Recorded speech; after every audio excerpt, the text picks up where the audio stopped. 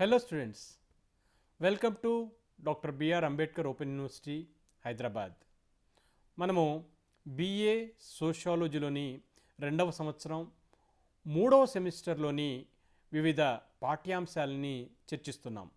అందులో ముఖ్యంగా సంక్షేమ పథకాలు అనే పాఠ్యాంశాన్ని చర్చిస్తున్నాం. అందులోని భాగంగా ఈరోజు మనం వృద్ధులు మరియు వారి కల్పించినటువంటి రాజ్యాంగ అందులో భాగంగా ఈరోజు వృద్ధులు వారి కల్పించినటువంటి రాజ్యాంగ రక్షణల గురించి చర్చిద్దాం. ముఖ్యంగా 60 సంవత్సరాలు దాటిన వాళ్ళందరినీ కూడా మనం వృద్ధులు అంటున్నాం. ఇలాంటి వారి జనాభా 2011 జనాభా లెక్కల ప్రకారం భారతదేశంలో 10.4 కోట్ల మంది ఉన్నారని ఒక అంచనా. అదే 2021 నాటికి సుమారు 14 కోట్ల వరకు చేరిందని ఒక అంచనా. అంటే చాలా ఎక్కువ భాగం వృద్ధులు అవుతున్నారని మనం ఈ సందర్భంగా తెలుసుకోవాలి. అయితే భవిష్యత్తులో కూడా అంటే 2050 నాటికి మన భారతదేశంలో సుమారు 20% అంటే 30 కోట్లకు పైగా వృద్ధులు ఉండొచ్చని ఐక్యరాజ్య సమితి నివేదికల ద్వారా తెలియజేస్తుంది. అంటే రోజు రోజుకు వృద్ధుల జనాభా అనేది మన దేశంలో పెరుగుతుంది అనే విషయాన్ని మనం ఇక్కడ గమనించాలి. మరొక విషయం ఏమిటంటే లింగ నిష్పత్తి, అంటే ఏ విధంగా పురుషులు స్త్రీలలో వృద్ధులలో ఏమైనా వ్యత్యాసం ఉందా అనే ఒక అంశాన్ని మనం అర్థం చేసుకున్నట్లయితే స్త్రీలు అంటే వృద్ధాప్యంలో ఉన్నటువంటి స్త్రీల సంఖ్య పురుషుల కంటే ఎక్కువగా ఉంది అనే విషయాన్ని మనం గ్రహించాలి. దాన్నే మనం ఇంగ్లీష్లోనైతే ఫెమినైజేషన్ ఆఫ్ ఏజింగ్ అనే భావనను వ్యక్తం చేస్తాం. కాబట్టి వృద్ధుల్లో స్త్రీలు ఎక్కువ ఉన్నారు అనే విషయాన్ని తెలుసుకోవాలి. మరి ఈ వృద్ధులకు సంబంధించినంత వరకు రాజ్యాంగంలో ఎటువంటి రక్షణలు ఉన్నాయి, వారు ఏ విధంగా నిబంధనలు ఉన్నాయనే విషయాన్ని ఒకసారి చూద్దాం. ముఖ్యంగా డైరెక్టివ్ ప్రిన్సిపల్స్ ఆఫ్ స్టేట్ పాలసీలో మనకు వారికి ఎలా పొందపరిచారంటే ఆర్టికల్ 41 ముఖ్యంగా వృద్ధాప్యంలో ఉన్నటువంటి వారికి అనారోగ్యం మరియు అశక్తి వంటి సందర్భాలు పనిచేసే హక్కు, విద్య మరియు ప్రభుత్వ సహాయం, అంటే ఒక పబ్లిక్ అసిస్టెంట్స్ అంటే ప్రభుత్వాలు కేంద్ర ప్రభుత్వం కానీ రాష్ట్ర ప్రభుత్వం కానీ వారికి కొంత సహాయాన్ని ఇవ్వాలి. మీరు దాని గొప్ప ఉదాహరణ ఏమిటంటే రాష్ట్ర ప్రభుత్వాలు ఇస్తున్నటువంటి పెన్షన్స్. ఎందుకు ఇస్తున్నారు వాళ్ళకి పెన్షన్స్ అంటే వృద్ధాప్యంలో వారు ఎటువంటి పని చేసుకోలేరు కనుక వారికి ఆసరాగా ప్రభుత్వాలు రాష్ట్ర ప్రభుత్వం కానీ కేంద్ర ప్రభుత్వం కానీ కొంత ఫైనాన్షియల్ అసిస్టెన్స్ ఇవ్వాలి అనే అంశాన్ని భారత రాజ్యాంగంలోని ఆర్టికల్ 41లో పొందపరచడం జరిగింది. మరొక ఆర్టికల్ 47 ఏం చెప్తుందంటే ప్రజల యొక్క జీవన ప్రమాణాలు పెంపొందించడానికి, పౌష్టికాహారాన్ని మరియు ప్రజారోగ్యాన్ని మెరుగుపరచడానికి ప్రభుత్వం ప్రాథమిక బాధ్యత అంటున్నాం. అంటే ఏమిటి?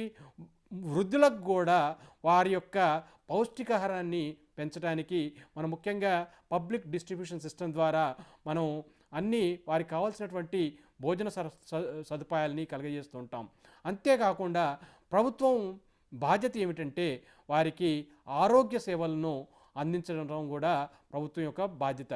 అయితే వృద్ధులకు ముఖ్యంగా వృద్ధాప్యంలో వచ్చేటటువంటి సమస్యలకు సంబంధించి ఆసుపత్రుల్లో ప్రత్యేక సేవలను సదుపాయాలని కల్పించాలనే విషయాన్ని కూడా మనకు ఆర్టికల్ 47లో తెలియటం జరుగుతూ ఉంది. ఇక మనకి ఆర్టికల్ 51A ఏం చెప్తుందనే విషయాన్ని మరొకసారి చూద్దాం. రాజ్యాంగంలో పౌరులకు కొన్ని బాధ్యతలు గుర్తు చేస్తుంది.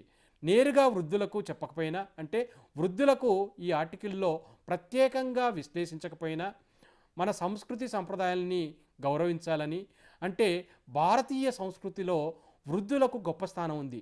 ఎందుకంటే వారి వయసులో ఉన్నప్పుడు పిల్లలను పెంచి పిల్లలను పోషించి వాళ్ళని ఉన్నత స్థాయికి తీసుకురావడానికి ప్రతి ఒక్కరు కూడా చాలా శ్రమిస్తారు. కాబట్టి మన సంస్కృతిలో వృద్ధులను తల్లిదండ్రులను గౌరవించటం మరియు సంరక్షించుకోవడం ఒక ముఖ్య భాగం. అంటే ఆర్టికల్ 51A డైరెక్ట్గా చెప్పకపోయినా ఇండైరెక్ట్గా ఆ భావన ఉంది. ఏమిటి అంటే వారిని మనం గౌరవించుకోవాలా, వారిని మనం సంరక్షించుకోవాలా, వారికి కావాల్సినటువంటి సేవలను సదుపాయాలను అందించడానికి మనం ప్రయత్నించాలనే విషయాన్ని ఆర్టికల్ 51A తెలపడం జరిగింది. ఇక 7వ షెడ్యూల్లో కూడా వృద్ధులకు సంబంధించినటువంటి కొన్ని అంశాలని మనం చూస్తాం. ఏంటంటే రాజ్యాంగంలోని 7వ షెడ్యూల్లో మనకి ఒక ఉమ్మడి జాబితాలోని 9వ ఎంట్రీ ప్రకారం వృద్ధాప్యం మరియు అనారోగ్యం వంటి సందర్భాల్లో సామాజిక భద్రత మరియు సామాజిక బీమా కల్పించే అధికారం కేంద్రం మరియు రాష్ట్ర ప్రభుత్వాలు రెండింటిపైన ఉంది. అంటే ఏమిటి? వృద్ధాప్యంలో వారికి ఒక ఇన్సూరెన్స్, అంటే వారికి బీమా కావచ్చు, లేకుంటే సామాజిక భద్రత కావచ్చు, సెక్యూరిటీ కావచ్చు, ఇలాంటి కార్యక్రమాలు ఈ ఉమ్మడి జాబితాలో ఉన్నటువంటి అంశాలని అటు కేంద్ర ప్రభుత్వం కానీ ఇటు రాష్ట్ర ప్రభుత్వం కానీ ప్రత్యేకమైనటువంటి విధానాలను రూపొందించి వాటిని అమలు చేయవచ్చు అనే విషయాన్ని మనకు తెలియజేస్తుంది. ఇక మరికొన్ని అంశాలు ఏమిటంటే కనుక దివ్యాంగ్ ఈరోజు పాఠ్యాంశంలో మరొక అంశం ఏమిటంటే దివ్యాంగులు ఎవరైతే డిజేబుల్డ్ పీపుల్ ఉన్నారో వారికి కల్పించినటువంటి రాజ్యాంగ రక్షణలు ఏమిటి అనే విషయాన్ని కూడా మనం చర్చిద్దాం. మనకు వారికి ఎటువంటి వివక్ష లేకుండా చూడాలి. మనం ఆర్టికల్ 14 నుండి ఆర్టికల్ 18 వరకు మనం విరివిగా చర్చించాం. ఈ మిగతా పాఠ్యంలో మనం చర్చించాం. అదేవిధంగా దివ్యాంగులకు కూడా వారిని చిన్నచూపు కానీ లేకుంటే వారిని తక్కువ చేసి చూడకూడదు అనే విషయాన్ని మనకు ఆర్టికల్ 14 నుండి 18 వరకు పొందుపరచడం జరిగింది. ఆర్టికల్ 14లో సమానత్వ హక్కును, ఆర్టికల్ 15లో వారికి ఎటువంటి వివక్ష చూడొద్దనే హక్కు, లేకపోతే 16లో ప్రత్యేకమైనటువంటి రిజర్వేషన్ లాంటివి పొందించడం జరిగింది. అది కూడా దివ్యాంగులకు వర్తిస్తాయి అనే విషయాన్ని మనం తెలుసుకోవాలి.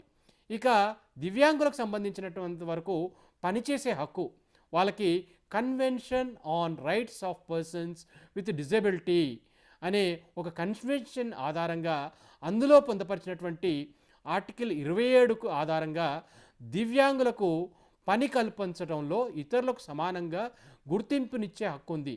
ఇందులో లేబర్ మార్కెట్ అనుమోదించినటువంటి లేదా తాను ఎంపిక చేసుకున్న పని చేసుకోవడం, జీవితం గడపటం, దివ్యాంగులకు పని వాతావరణం ఏర్పాటు చేయడంలో అందుబాటులో ఉంచడం. అంటే దివ్యాంగులకు కూడా ఇతరులతో సమానంగా పని చేసుకునే హక్కు ఉందనే విషయాన్ని మనం గ్రహించాలి. ఇంకొకటి స్వేచ్ఛ హక్కు, వారికి స్వేచ్ఛ ఉండే హక్కు. అంటే ఈ సిఆర్పిడికి చెందిన ఆర్టికల్ 14 ద్వారా దివ్యాంగులకు, ఈ డిజేబుల్ పీపుల్కు స్వేచ్ఛ ఉంది. రక్షణ పట్ల ప్రభుత్వ విభాగాలు పనిచేసేటటువంటి అవకాశం కల్పించాలనే విషయాన్ని మనం తెలుసుకుంటుకోవాలి. మరొకటి ఏమిటంటే భావ ప్రకటన స్వేచ్ఛ హక్కు. ఆర్టికల్ 21లోని, అంటే భారత రాజ్యాంగంలోని ఆర్టికల్ 19 కావచ్చు, లేకుంటే జీవించే హక్కులోని ఆర్టికల్ 21లో కావచ్చు, లేకుంటే సిఆర్పిడి ఆర్టికల్ 21లో కావచ్చు. వీటన్నిటి ప్రకారం వైకల్యంతో ఉన్న వ్యక్తులు భావ ప్రకటన, అభిప్రాయ వ్యక్తీకరణ, సమాచారం, ఆలోచన సంగ్రహణ, నేర్చుకోవడం అన్నీ అంటే ఇతరులతో సహా ఇవన్నీ కూడా వారికి కూడా భావ ప్రకటన స్వేచ్ఛ హక్కు అనేది ఉంది. ఇక భారతదేశంలో చూసినట్లయితే మనం దివ్యాంగుల హక్కుల్ని ఒకసారి పరిశీలిద్దాం. భారతీయ చట్టాలు కానీ లేకుంటే భారతీయ దేశంలో అనుసరిస్తున్నటువంటి ఐక్యరాజ్య సమితి, యునైటెడ్ నేషన్స్ యొక్క సాంప్రదాయాల్ని, కన్వెన్షన్స్ని మనం అనుసరిస్తుంటాం. వాటన్నిటి ప్రకారం దివ్యాంగులకు వివిధ రకాల హక్కులున్నాయి. మనం 1995లో దివ్యాంగుల చట్టంలోని సెక్షన్ 2(1) ప్రకారం వైకల్యంలో అంధత్వం, తక్కువ కంటి చూపు తగ్గిపోయినా, లేకుంటే మానవీయ లెప్రసీ, వినికిడి లోపం, కండరాలు కదలికపో ఇలాంటి వైకల్యాలు ఉన్నట్లయితే ఇవన్నీ కూడా మానసిక రోగం కూడా అని ఇమిడి ఉంటాయి అనే విషయాన్ని మనం భారతదేశంలో ఉన్నటువంటి దివ్యాంగ హక్కుల్లోనూ పొందపరచడం జరిగింది. మరి ఏ విధంగా ఈ వైకల్యాన్ని ధృవీకరించాలి? ఏదైనా కంటి చూపు కావచ్చు, వినికిడి లోపం కావచ్చు, మానసిక అనారోగ్యం కావచ్చు ఉంటే కనుక ఈ వైకల్యాన్ని ఏ విధంగా ధృవీకర పత్రం అందించాలనే విషయాన్ని చూద్దాం. ఇది అన్ని రకాల రాయితీలు లాభాలు పొందడానికి ప్రతి దివ్యాంగుడు కూడా కలిగి ఉండవలసినటువంటి ముఖ్యమైనటువంటి ప్రాథమిక పత్రం. ఈ వైకల్యాలకు సంబంధించినటువంటి ధృవీకర పత్రం మిగతా సంక్షేమ అభివృద్ధి కార్యక్రమాల్లో లేకుంటే పథకాల్లో కనుక పొందాలి అంటే కనుక ఈ పత్రాన్ని పొంది ఉండాలి. రాష్ట్ర ప్రభుత్వం ఏర్పాటు చేసిన మెడికల్ బోర్డులో 40% పైగా వైకల్యత కలిగి ఉన్న ఏ వ్యక్తి అయినా ఈ దివ్యాంగుల ధృవపత్రాన్ని జారీ చేయవచ్చు. అంటే రాష్ట్రంలో ఏదైతే పొందపరిచినటువంటి మెడికల్ బోర్డు ఉంటుందో, ఏదైతే వ్యక్తికి 40% కంటే వైకల్యం ఉంటే కనుక ఇది ఈ ధృవీకరణ పత్రాన్ని పొందవచ్చు. ఇక మరొక అంశం ఏమిటంటే దివ్యాంగుల యొక్క పెన్షన్, అంటే వాళ్ళకు వచ్చేటటువంటి మానిటరీ బెనిఫిట్ అనమాట. 18 సంవత్సరాల పైబడి ఉండి 80% కంటే మించి వైకల్యంతో ఉండి బాధపడుతూ బిలో పావర్టీ లైన్ అంటే దారిద్ర్య రేఖకు దిగువన నివసిస్తున్న వాళ్ళందరూ కూడా ఈ దివ్యాంగుల పెన్షన్ పథకం కింద దివ్యాంగుల పెన్షన్ పొందడానికి అర్హులు. అంటే రాష్ట్ర ప్రభుత్వం కానీ కేంద్ర ప్రభుత్వం కానీ అందిస్తున్నటువంటి ఈ పెన్షన్కి ఎవరు అర్హులు అంటే 18 సంవత్సరాలు నిండి ఉండాల. అంతేకాకుండా వారు దారిద్ర్య రేఖ బిలో పావర్టీ లైన్ కింద ఉన్నట్లయితే వారు దీనందటి కూడా వీటికి అర్హులు అనే విషయాన్ని మనం తెలుసుకోవాలి. ఉపాధి అంటే వీరికి ఎలాంటి ఉపాధి అవకాశాలు ఉన్నాయని ఒకసారి ఆలోచన చేద్దాం. ప్రభుత్వ ఉద్యోగాల్లో 3% దివ్యాంగులకు కేటాయించడం జరిగింది. కేంద్ర ప్రభుత్వ సర్వీసుల్లో కావచ్చు, రాష్ట్ర ప్రభుత్వ సర్వీసుల్లో కావచ్చు, దివ్యాంగులకు 3% ఉద్యోగాల్ని వాళ్ళకు కేటాయించడం జరిగింది.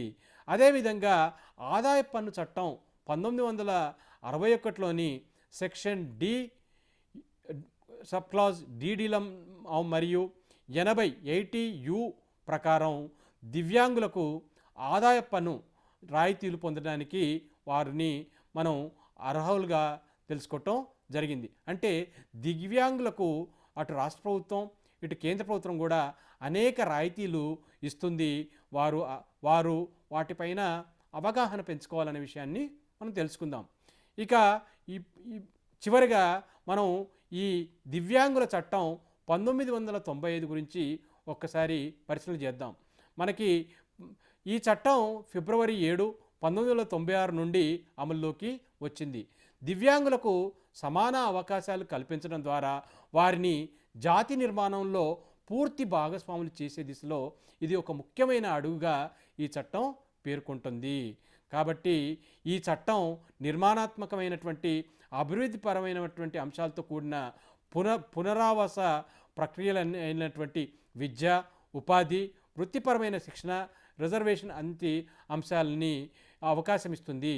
దివ్యాంగులకు జాతి స్రవంతిలో కలిసి అభివృద్ధి పరిచే విధంగా ఏర్పాటు చేస్తుంది. కాబట్టి మీరందరూ కూడా ఈ దివ్యాంగులకు సంబంధించినటువంటి అంశాలను పూర్తిగా పాఠ్యాంశంలో పొందపరిచినటువంటి టెక్స్ట్ బుక్స్ ద్వారా నేర్చుకొని మరింత అవగాహన చేసుకుంటారని ఆశిస్తున్నాను.